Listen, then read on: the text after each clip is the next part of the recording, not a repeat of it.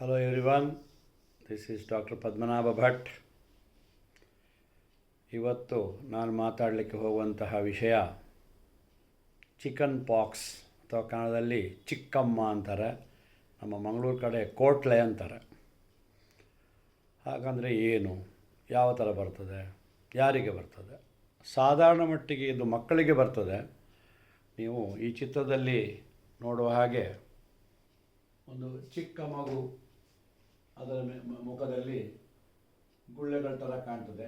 First ಇದು ಬರುವಾಗ ಕೆಂಪು ಕಲರು, ಅಲ್ಲಲ್ಲಿ ಚುಕ್ಕೆ ಚುಕ್ಕೆ ಥರ ಬರ್ತದೆ.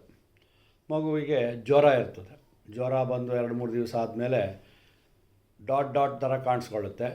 ಕ್ರಮೇಣ ಈ ಚುಕ್ಕೆಗಳು ಒಂದು ಗುಳ್ಳೆ ಥರ ಆಗ್ತದೆ. ಆ ಗುಳ್ಳೆ ಯಾವ ಥರ ಇರ್ತದೆ ಅಂತಂದರೆ, ಗುಳ್ಳೆ ಒಳಗಡೆ ನೀರಿರ್ತದೆ, ಪ್ಲೇನ್ ಕ್ಲಿಯರ್ ವಾಟರ್ ಥರ ಇರ್ತದೆ. ಗುಳ್ಳೆ ಅಂದರೆ ಕೀವಿನ ಗುಳ್ಳೆ ಅಲ್ಲ, ಪ್ಲೇನ್ ನೀರಿನ ಗುಳ್ಳೆ, ಮಾಮೂಲಿ ನೀರಿನ ಗುಳ್ಳೆ ನಿಮಗೆ ಕಾಣಿಸುತ್ತೆ. ಒಂದು ಬ್ಲೆಬ್, ಅದರೊಳಗಡೆ ನೀರಿನ ಗುಳ್ಳೆ, ನೀರು ಲಿಕ್ವಿಡ್. ಸೊ ಆ ಥರ ಕಾಣಿಸ್ಕೊಳ್ಳುತ್ತೆ. ಆಮೇಲೆ ನೆಕ್ಸ್ಟ್ ಹಂತದಲ್ಲಿ ಏನಾಗುತ್ತೆ ಅಂತಂದರೆ,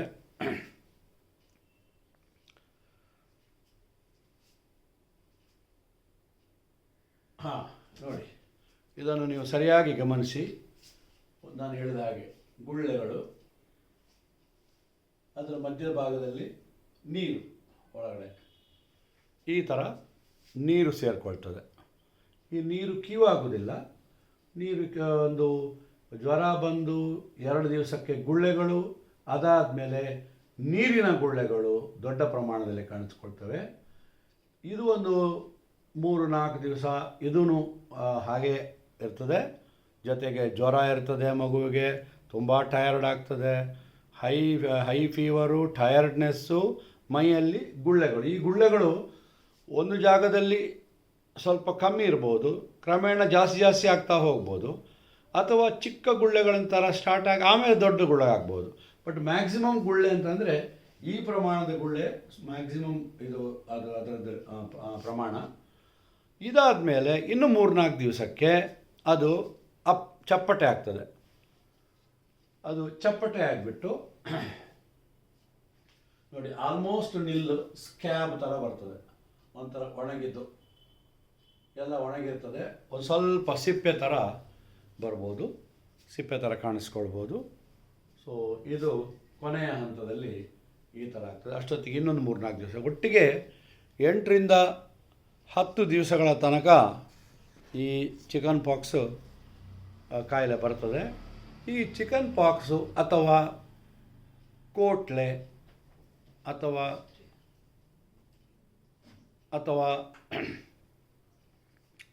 ಕೋಟ್ಲೆ ಅಥವಾ ಚಿಕ್ಕಮ್ಮ, ಕನ್ನಡದಲ್ಲಿ ಪಾಪ್ಯುಲರ್ ಟರ್ಮು ಚಿಕ್ಕಮ್ಮ ಅಂತ. ಇದಕ್ಕೆ ಚಿಕ್ಕಮ್ಮ ಅಂತ ಯಾಕೆ ಕರೀತಾರೆ ಗೊತ್ತಾ?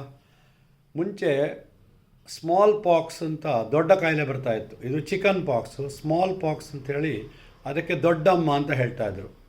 ಆ ದೊಡ್ಡಮ್ಮನಿಗಿಂತ ಇದೊಂಚೂರು ಕಮ್ಮಿ. ಯಾಕಂದರೆ ದೊಡ್ಡಮ್ಮ ಬಂದರೆ ಅದು ಈಗ ಕಾಣಿಸ್ಕೊಳ್ಳೋದೇ ಇಲ್ಲ. ಈಗ 0 ಸ್ಮಾಲ್ ಪಾಕ್ಸ್ ಆಗಿದೆ ಎಲ್ಲ ಕಡೆ. ಈಗ ಇಡೀ ಪ್ರಪಂಚದಲ್ಲಿ ಹೆಚ್ಚು ಕಮ್ಮಿ ಸ್ಮಾಲ್ ಪಾಕ್ಸ್ ಇಲ್ಲ. ಅದರಲ್ಲಿ ಪರ್ಮನೆಂಟ್ ಕಲೆಗಳು ಉಟ್ಕೊಳ್ತವೆ, ಮುಖದಲ್ಲಿ ಪರ್ಮನೆಂಟ್ ಕಲೆಗಳು ಉಂಟಾಗ್ತವೆ, ಅದು ಹೋಗುವುದಿಲ್ಲ, ಸ್ಕಾರ್ ಫಾರ್ಮೇಷನ್ ಆಗಿರ್ತದೆ. ಆದರೆ ಚಿಕನ್ ಪಾಕ್ಸ್ನಲ್ಲಿ ಸ್ಕಾರ್ ಫಾರ್ಮೇಷನ್ ಆಗೋದಿಲ್ಲ, ಕೇವಲ ಗುಳ್ಳೆಗಳು ಬಂದುಬಿಟ್ಟು ಹಾಗೇ ಡ್ರೈ ಅಪ್ ಆಗ್ತವೆ. ಈ ಡ್ರೈ ಅಪ್ ಆದಮೇಲೆ ಏನಾಗ್ತದೆ, ಅದು ಅದರಲ್ಲಿ ಆ ಪೊಕಳೆಗಳ ಥರ ಪದರ ಥರ ಇರುತ್ತಲ್ವ, ಅದು ಒಂದು ಸೂಕ್ಷ್ಮವಾದ ಒಂದು ಪದಾರ್ಥ, ಸಿಪ್ಪೆ, ಅದು ಗಾಳಿಯಲ್ಲಿ ಹಾರಾಡಿ ಅದರದ್ದು ಸೂಕ್ಷ್ಮ ಧೂಳು ಅದನ್ನು ಸೇವಿಸಿದಾಗ ಇನ್ನೊಬ್ಬ ಮನುಷ್ಯನಿಗೆ ಬರ್ಬೋದು, ಇನ್ನೊಬ್ಬ ಮಗುವಿಗೂ ಬರ್ಬೋದು. ಆದರೆ ಇತ್ತೀಚೆಗೆ ಅದು ಕೂಡ ತಪ್ಪು ಅಂತ ಥಿಯರಿ ತಪ್ಪಾಗಿದೆ ಅಂತ ಕಂಡುಹಿಡ್ತಿದ್ದಾರೆ. ಆ್ಯಕ್ಚುಲಿ ಒಬ್ಬನಿಗೆ ಬಂದಾಗ ಅದೇ ಕ್ರಿಮಿ ಇನ್ನೊಬ್ಬನ ದೇಹಕ್ಕೆ ಆ ಟೈಮ್ನಲ್ಲೇ ಒಳಗೆ ಹೋಗ್ಬಿಟ್ಟು ಬರ್ಬೋದು, ಕಾಂಟ್ಯಾಕ್ಟ್ನಿಂದ ಬರಬೇಕು ಅಂತೇನಿಲ್ಲ ಅಂತ ಬೇರೆ ಕಂಡುಹಿಡ್ತಿದ್ದಾರೆ. ಸರಿ, ಇಷ್ಟೆಲ್ಲ ಅವಾಂತರ ಉಂಟು ಮಾಡುವಂತಹ ಈ ಚಿಕನ್ ಪಾಕ್ಸ್ ಅಥವಾ ಕೋಟ್ಲೆ ಅಥವಾ ಚಿಕ್ಕಮ್ಮ ಬರಲಿಕ್ಕೆ ಕಾರಣ ಏನು? ಹಳ್ಳಿಯವರು ಅಂದ್ಕೊಂಡ ಹಾಗೆ ಇದು ಯಾವುದೋ ಅಮ್ಮನ ಮುನಿಸು, ಕೋಪ ಅಂತ ಅಲ್ಲ. ಇದು ಒಂದು ವೈರಸ್ನಿಂದ ಬರುವಂತಹ ಒಂದು ಕಾಯಿಲೆ. ಏನು ಆ ವೈರಸ್ ಹೆಸರು? ಆ ವೈರಸ್ನ ಹೆಸರು ವೇರಿಸೆಲ್ಲಾ ಅಂಥೇಳಿ. ವೇರಿಸೆಲ್ಲಾ ಎಂಬ ವೈರಸ್ನಿಂದ ಬರುತ್ತೆ. ಇದು ಅತಿ ಸೂಕ್ಷ್ಮ ದರ್ಶಕದಲ್ಲಿ ನೋಡಿದರೆ ಮಾತ್ರ ಕಾಣಿಸುವಂತಹ ವೇರಿಸೆಲ್ಲಾ ವೈರಸ್ನಿಂದ ಬರುವಂಥದ್ದು. ಇದು ಸಾಮಾನ್ಯವಾಗಿ ಜನಗಳ ಸಾಂದ್ರತೆ ಜಾಸ್ತಿ ಇರುವ ಜಾಗದಲ್ಲಿ ಶುರುವಾಗ್ತದೆ. ಒಬ್ಬನಿಗೆ ಬಂದರೆ ಎಲ್ಲರಿಗೂ ಹರಡುತ್ತೆ. ಸಾಮಾನ್ಯವಾಗಿ ಹಾಸ್ಟೆಲ್ಗಳಲ್ಲಿ, ಆಮೇಲೆ ಇನ್ನು ಮಧ್ಯವಯಸ್ಸಿನವರಿಗೂ ಬರ್ಬೋದು, ಮಧ್ಯವಯಸ್ಸಿನವರು ವೃದ್ಧರಿಗೂ ಬರ್ಬೋದು. ಸೊ ಎಲ್ಲಿ ಹಾಸ್ಟೆಲ್ ಇದೆಯೋ ಅಥವಾ ಆರ್ಫನೇಜ್ಗಳಲ್ಲಿ, ಹಾಸ್ಟೆಲ್ಗಳಲ್ಲಿ, ವೃದ್ಧಾಶ್ರಮಗಳಲ್ಲಿ, ಹೀಗೆ ಜನರು ಗುಂಪಾಗಿ ವಾಸಿಸುವಂತಹ ಜಾಗದಲ್ಲಿ ಇದು ಬರುತ್ತೆ ಅಂತ ಕಂಡುಹಿಡ್ತಿದ್ದಾರೆ. ಈ ವೈರಸ್ಸು ಭಾಳ ಫಾಸ್ಟಾಗಿ ಸ್ಪ್ರೆಡ್ ಆಗುತ್ತೆ. ಯಾರಿಗಾದರೂ ಒಬ್ಬನಿಗಿದ್ದರೆ ಇನ್ನೊಬ್ಬನಿಗೆ, ಆ ರೂಮ್ನಲ್ಲಿ ಇದ್ದವರಿಗೆ ಎಲ್ರಿಗೂ ಬರ್ತದೆ ಹೆಚ್ಚು ಕಮ್ಮಿ, ಯಾರನ್ನೂ ಬಿಡೋದಿಲ್ಲ. ಅದು ಅಷ್ಟು ಫಾಸ್ಟಾಗಿ ಅದು ಉಸಿರಾಟದ ಮೂಲಕ ವೈರಸ್ಗಳು ಮೂಗಿನ ಮೂಲಕ ಒಳಗೆ ಹೋಗ್ತವೆ. ಒಳಗೆ ಹೋಗಿ ಆಮೇಲೆ ನಾನು ಹೇಳಿದ ಹಾಗೆ ಫಸ್ಟು ಜ್ವರ, ಆಮೇಲೆ ನೆಕ್ಸ್ಟು ಹೇಳಲಿಕ್ಕೆ ಮರೆತೆ, ಗಂಟಲಿನ ಅಂಗಳದಲ್ಲಿ ಬಾಯಿಯ ಒಳಗಡೆ, ಬಾಯಿಯ ಅಂಗಳದಲ್ಲಿ ಗಂಟಲಿನ ಒಳಗಡೆ ಎಲ್ಲ ಚಿಕ್ಕ ಚಿಕ್ಕ ಗುಳ್ಳೆಗಳು ಕಾಣಿಸ್ಕೊಳ್ಬೋದು. ಅದು ನವೆ ಅಥವಾ ಉರಿ ಇರ್ಬೋದು. ಅದರ ನಂತರ ಜ್ವರ ಇನ್ನೂ ಜಾಸ್ತಿ ಆಗ್ತದೆ.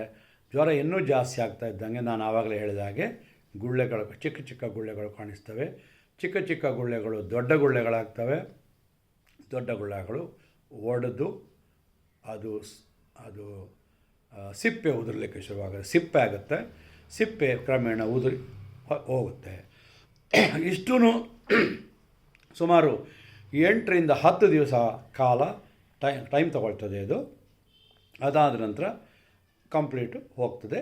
ಕಲೆ ಕೂಡ ಉಳಿಯುವುದಿಲ್ಲ. ಸಾಧಾರಣ ಮಟ್ಟಿಗೆ ಕೆಲವರಿಗೆ ಮುಖದಲ್ಲಿ ಒಂಚೂರು ಕಲೆ ಉಳಿಬೋದು, ಬಟ್ ಅದೂ ಕ್ರಮೇಣ ನಾಶ ಆಗ್ತದೆ, ಅದು ಕ್ರಮೇಣ ಹೋಗ್ಬಿಡ್ತದೆ. ಸೊ ಪರ್ಮನೆಂಟ್ ಕಲೆಗಳು ಅಂತ ಏನು ಆಗುವುದಿಲ್ಲ. ಹಾಗಾದರೆ ಚಿಕನ್ ಪಾಕ್ಸ್ ಎಲ್ಲಿ ಬರುವ ಸಾಧ್ಯತೆ ಇದೆ ಅಂತ ಹೇಳಿದೆ. ಆ ಜಾಗದಲ್ಲಿ ಚಿಕನ್ ಪಾಕ್ಸ್ ಬರದ ಹಾಗೆ ತಡೆಗಟ್ಟಲಿಕ್ಕೆ ಏನು ಮಾಡಬೇಕು? ಬೇರೆ ಮಕ್ಕಳಿಗೆ ಬರದ ಹಾಗೆ ತಡೆಗಟ್ಟಬೇಕು ಹೇಗೆ? ಅದು ವ್ಯಾಕ್ಸಿನೇಷನ್ ಇದೆ. ಇದಕ್ಕೆ ವ್ಯಾಕ್ಸಿನ್ ಇದೆ, ಲಸಿಕೆ ಇದೆ. 2 ಬಾರಿ ಇದನ್ನು ಹಾಕಿಸ್ಬೇಕು ಮಕ್ಕಳಿಗೆ. 2 ಬಾರಿ ಹಾಕಿದರೆ, 1 ವರ್ಷದ ಅವಧಿಯಲ್ಲಿ 2 ಬಾರಿ ಹಾಕಬೇಕು. ಹಾಕಿದರೆ ಚಿಕನ್ ಪಾಕ್ಸ್ ಬರುವುದಿಲ್ಲ ಅಂತ ಕಂಡುಹಿಡ್ದಿದ್ದಾರೆ ಇದನ್ನು. ಬಟ್ ಇದು ನಿಮಗೆ ಅಂಗಡಿಗಳಲ್ಲಿ ಅಥವಾ ವೈದ್ಯರ ಚಿಕಿತ್ಸಾಲಯಗಳಲ್ಲಿ ಸಿಗೋದಿಲ್ಲ. ಇದು ಆ ಟೈಮ್ನಲ್ಲಿ, ಅಂದರೆ ಒಂದು ಏರಿಯಾದಲ್ಲಿ ಚಿಕನ್ ಪಾಕ್ಸ್ ಇದೆ ಅಂದಾಗ ಆ ಏರಿಯಾದಲ್ಲಿರುವ ಗೌರ್ಮೆಂಟ್ ಆಸ್ಪತ್ರೆ ಅಥವಾ ಕಾರ್ಪೊರೇಷನ್ ಆಸ್ಪತ್ರೆಯಲ್ಲಿ ಈ ಲಸಿಕೆಗಳು ಲಭ್ಯ ಆಗುವ ಹಾಗೆ ಮಾಡ್ತಾರೆ. ಸೊ ಎಲ್ಲರಿಗೂ ಕಂಪಲ್ಸರಿ ವ್ಯಾಕ್ಸಿನೇಷನ್ ಮಾಡಬೇಕು. ಬಟ್ ಕೆಲವರು ವಾಲಂಟ್ರಿಯಾಗಿ ಮಾಡಿಸ್ಕೊಳ್ಳೋದಿಲ್ಲ, ನೋವಾಗುತ್ತೆ, ಜ್ವರ ಬರುತ್ತೆ ಇತ್ಯಾದಿ, ಬಿಟ್ಬಿಟ್ಟು ಹೋಗೋದಿಲ್ಲ. ಬಟ್ ಗೌರ್ಮೆಂಟ್ ರೂಲ್ಸ್ ಮಾಡಿದೆ, ಚಿಕನ್ ಪಾಕ್ಸ್ ವ್ಯಾಕ್ಸಿನ್ ಹಾಕಬೇಕು. ಇದನ್ನು ಆಪ್ಷನಲ್ ಆಗಿ ಮಾಡಿದ್ದಾರೆ. ಅಂದರೆ ಈಗ ಕೆಲವು ವ್ಯಾಕ್ಸಿನ್ಗಳು ನೀವು ಹುಟ್ಟಿದ ತಕ್ಷಣ, ಉದಾಹರಣೆಗೆ ಟ್ಯುಬರ್ಕ್ಯುಲೋಸಿಸ್ ಹುಟ್ಟಿದ ಮಾರನೇ ದಿವಸನೇ ಕಂಪಲ್ಸರಿಯಾಗಿ ಹಾಕ್ತಾ ಇರ್ತಾರೆ. ಸೊ ಆ ಥರದ್ದಲ್ಲ, ಇದು ಆಪ್ಷನಲ್ಲಾಗಿ ಇಟ್ಕೊಂಡಿದ್ದಾರೆ. ಬೇಕಾದರೆ ಹಾಕ್ಸ್ಕೊಳ್ಳಿ, ಇಲ್ಲಾಂದರೆ ನಿಮ್ಮ ಇಷ್ಟ ಅನ್ನೋ ಥರ ಮಾಡಿದ್ದಾರೆ. ಸರಿ, ಚಿಕನ್ ಪಾಕ್ಸ್ ಬಂತು, ಏನು ಮಾಡಬೇಕು?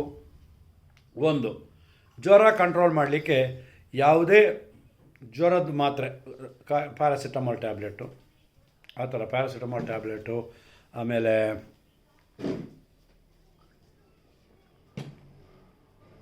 ಈ ಮೈಕೈ ನೋವಿನ ಮಾತ್ರೆಗಳು, ಐಬುಜೆಸಿಕ್, ಆ ಥರದ್ದು ಮಾತ್ರೆಗಳು ತಗೊಳ್ಬೋದು. ಆಮೇಲೆ ಇದು ಕಾಣಿಸ್ಕೊಂಡ ಜಾಗದಲ್ಲಿ ಫಸ್ಟಿಗೆ ಗುಳ್ಳೆ ಬರೋದಕ್ಕೂ ಮುಂಚೆ ರೆಡ್ನೆಸ್ ಇದ್ದುಬಿಟ್ಟು ಸ್ವಲ್ಪ ಇಚ್ಚಿಂಗ್ ಇರ್ಬೋದು. ಸೊ ಇಚ್ಚಿಂಗ್ ಬಂದಾಗ, ಅಂದರೆ ನವೆ ಬಂದಾಗ ಆ ಟೈಮ್ನಲ್ಲಿ ಕೆಲಾಮಿನ್ ಲೋಷನ್ ಅಂತ ಬರುತ್ತೆ, ನೀವು ಕೇಳಿರ್ಬೋದು. ಕೆಲಾಡ್ರಿಲ್ ಲೋಷನ್, ಕೆಲಾಮಿನ್ ಲೋಷನ್, ಅದನ್ನು ಸವರ್ಬೋದು. ಇದೆಲ್ಲ ವೈರಸನ್ನು ಸಾಯಿಸಲ್ಲ, ಆದರೆ ನಿಮ್ಮ ಸಿಂಪ್ಟಮ್ ಅಂದರೆ ಇಚ್ಚಿಂಗು ಅಥವಾ ಉರಿ ಕಮ್ಮಿ ಆಗ್ಬೋದು. ಕ್ಯಾಲಮಿನ್ ಲೋಷನ್ ಹಚ್ಬೋದು. ಜ್ವರದ್ದು ಪ್ಯಾರಾಸಿಟಮಾಲ್ ಟ್ಯಾಬ್ಲೆಟ್ ಕೊಡ್ತಾ ಇರ್ಬೋದು. ಆಮೇಲೆ ಇದು ಪ್ರೈಮರಿಲಿ ಇಷ್ಟಿರ್ತದೆ ಇನ್ಫೆಕ್ಷನು. ಇನ್ನು ಕೆಲವು ಸರ್ತಿ ಏನಾಗ್ತದೆ, ನೀವು ಈಗ ಗಂಟ್ಲಲ್ಲಿ ಇದಾಗ್ತಾ ಇದೆ ಅಂತ ಹೇಳಿಬಿಟ್ಟು ಸರಿಯಾಗಿ ಹಲ್ಲು ಉಜ್ಜಲ್ಲ, ಬಾಯಿ ಮುಕ್ಕಳಿಸಲ್ಲ, ಆವಾಗ ಥ್ರೋಟ್ ಇನ್ಫೆಕ್ಷನ್ ಆಗ್ಬೋದು. ಸೊ ಪ್ರೈಮರಿಲಿ ವೈರಸ್ ಇದು, ಆದರೆ ಅದರ ಜೊತೆ ಸೆಕೆಂಡ್ರಿ ಇನ್ಫೆಕ್ಷನ್ ಬೈ ಬ್ಯಾಕ್ಟೀರಿಯಾ ಆಗ್ಬೋದು. ಸೊ ಥ್ರೋಟ್ ಪೇಯ್ನ್, ಫ್ಯಾರಿಂಜೈಟಿಸ್ ಆಗ್ಬೋದು. ಸೊ ಅದಕ್ಕೆ ಸರಿಯಾಗಿ ನಾವು ಗಾರ್ಗ್ಲಿಂಗು, ಬೀಟಾಡಿನ್ ಗಾರ್ಗ್ಲಿಂಗು, ಡ್ರಸ್ ಗಾರ್ಗ್ಲಿಂಗ್ ಅಂತೆಲ್ಲ ಹೇಳ್ತೀವಲ್ಲ, ಆ ಥರ ಗಾರ್ಗ್ಲಿಂಗ್ ಮಾಡ್ಬೋದು. ಅಥವಾ ವಾರ್ಮ್ ವಾಟರ್ ಗಾರ್ಗ್ಲಿಂಗ್ ಕೂಡ ಮಾಡ್ಬೋದು. ಸೊ ಇದು ಥ್ರೋಟಲ್ಲಿ ಬರುವಂಥ ಇದನ್ನು ಸ್ವಲ್ಪ ಮಟ್ಟಿಗೆ ಶಮನಗೊಳಿಸ್ತದೆ. ಅದರ ಜೊತೆ ಬೇರೆ ನಾನು ಆವಾಗಲೇ ಹೇಳಿದ ಔಷಧಿಗಳನ್ನು ತಗೊಳ್ಬೋದು. ಆ್ಯಂಟಿ ವೈರಲ್ ಮೆಡಿಸಿನ್ಗಳನ್ನು ಇದಕ್ಕೆ ಕೊಡುವಷ್ಟು ಸೀರಿಯಸ್ ಕಾಯಿಲೆ ಅಲ್ಲ ಇದು. ಈಗ ನಾವು ಇದರಲ್ಲೆಲ್ಲ ಕೋವಿಡ್ ಟೈಮ್ನಲ್ಲಿ ಇದರಲ್ಲೆಲ್ಲ ಆವಾಗ ಆ್ಯಂಟಿ ವೈರಲ್ ವ್ಯಾಕ್ಸಿನ್ಗಳನ್ನು ಹಾಕ್ತಾಯಿದ್ವು, ನಾವು ಆ್ಯಂಟಿ ವೈರಲ್ ಮೆಡಿಸಿನ್ಗಳನ್ನು ಕೊಡ್ತಾಯಿದ್ವು. ಇದು ಪ್ರಾಣಾಂತಿಕ ಕಾಯಿಲೆ ಅಲ್ಲ, ಆದ್ದರಿಂದ ಆ್ಯಂಟಿ ವೈರಲ್ ಕಾಯಿಲೆಗಳು ಬೇಕಾಗಿಲ್ಲ. ನಾವು ಮಾಮೂಲಿಯಾಗಿ ಫ್ಲೂ, ನನಗೂ ಚೂರು ಶೀತ ನೆಗಡಿ ಆಗಿದೆ, ಅದರ ಪಾಡಿಗೆ ಅದು ಹೋಗ್ತದೆ. ವೈರಸ್ಗಳು ಸಾಧಾರಣ ಮಟ್ಟಿಗೆ ಸೆಲ್ಫ್ ಲಿಮಿಟಿಂಗ್ ಡಿಸೀಸಸ್ ಅಂತ ಹೇಳ್ತೀವಿ, unless there is A complication. ಈಗ ಫಾರ್ ಎಕ್ಸಾಂಪಲ್ ಇದು ಒಬ್ಬ ವಯಸ್ಕನಿಗೆ ಬಂತು, ಮಧ್ಯ ವಯಸ್ಸಿನವನಿಗೆ, ಅವನಿಗೆ ಡಯಾಬಿಟಿಸ್ ಇದೆ, ಆವಾಗ ಅವನಿಗೆ ಇನ್ನೂ ಜಾಸ್ತಿ ಆಗುವ ಚಾನ್ಸಸ್ ಇದೆ. ಅವನಿಗೆ ಈ ಗುಳ್ಳೆಗಳ ಸಂಖ್ಯೆ ಮತ್ತು ಅದರ ತೀವ್ರತೆ ಜಾಸ್ತಿ ಆಗುವ ಸಂಭವ ಇದೆ. ಫಾರ್ ದ್ಯಾಟ್ ಮ್ಯಾಟರ್ ಯಾವುದೇ ಚರ್ಮದ ಕಾಯಿಲೆ, ಡಯಾಬಿಟಿಸ್ ಕಾಯಿಲೆ ಇರುವವರಿಗೆ ಸ್ವಲ್ಪ ಜಾಸ್ತಿ ಉಲ್ಬಣಗೊಳ್ತದೆ, ಜಾಸ್ತಿ ಸೀರಿಯಸ್ ಆಗ್ತದೆ, ಸೆಕೆಂಡ್ರಿ ಇನ್ಫೆಕ್ಷನ್ ಆಗ್ಬೋದು. ನಾವು ಇದನ್ನು ಮಕ್ಕಳು ಗೊತ್ತಿಲ್ಲದೆ ಉಜ್ಜಿ ಇದಾಗ್ತದೆ. ದೊಡ್ಡವರು ಕೂಡ ಯಾವುದೇ ಕಾರಣಕ್ಕೆ ಆ ಗುಳ್ಳೆಗಳನ್ನು ಹೊಡೀರಿ, ಒಳಗಡೆ ನೀರಿದೆ ತೆಗೆದು ಬಿಡೋಣ ಅಂತ ಹೇಳ್ಬಿಟ್ಟು ಯಾವತ್ತೂ ಮಾಡಬೇಡಿ. ನೀವು ಆ ಸೂಜಿಯ ಮೂಲಕ ಬ್ಯಾಕ್ಟೀರಿಯಾಗಳನ್ನು ಒಳಗಡೆ ಕಳಿಸಿ ಅದು ಪಸ್ ಆಗುವ ಥರ ಮಾಡ್ತೀರಾ. ಫಸ್ಟ್ ಸ್ಟಾರ್ಟ್ ಆಗುವಾಗ ಬರೀ ನೀರು ಇರುತ್ತೆ ಅಂತ ನಾನು ಹೇಳಿದ್ನಲ್ವ, ಆಮೇಲೆ ಅದು ಕೀವು ಆಗ್ಬೋದು, ಕೀವು ಆಗಿಬಿಟ್ಟು ಇನ್ನೂ ತುಂಬ ವ್ರಣ ಆಗ್ಬೋದು. Primary infection self limiting. So ಹೆಚ್ಚಿಗೆ ಅದಕ್ಕೆ ಇದು ಮಾಡೋದು ಬೇಡ. ನೀವಾಗಿ ಇಂಟ್ರೊಡ್ಯೂಸ್ ಮಾಡುವಂಥ ಇನ್ಫೆಕ್ಷನು ಭಾಳ ಭಯಂಕರವಾದ ಯಾವುದೋ ಪಿನ್ನು, ಅದು ಇನ್ಫೆಕ್ಟೆಡ್ ಪಿನ್ ಆಗಿರ್ಬೋದು.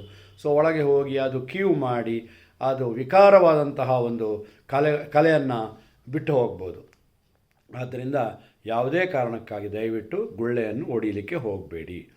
ಸೊ ಹೀಗೆ ಚಿಕನ್ ಪಾಕ್ಸ್ ಅಥವಾ ನೀರ್ಗುಳ್ಳೆ ಅಥವಾ ಕೋಟ್ಲೆ ಅಥವಾ ಚಿಕ್ಕಮ್ಮ ಅಂತ ಏನು ಕಾಯಿಲೆ ಇದೆಯೋ, ಇದು ಸಾಮಾನ್ಯವಾದ ಕಾಯಿಲೆ.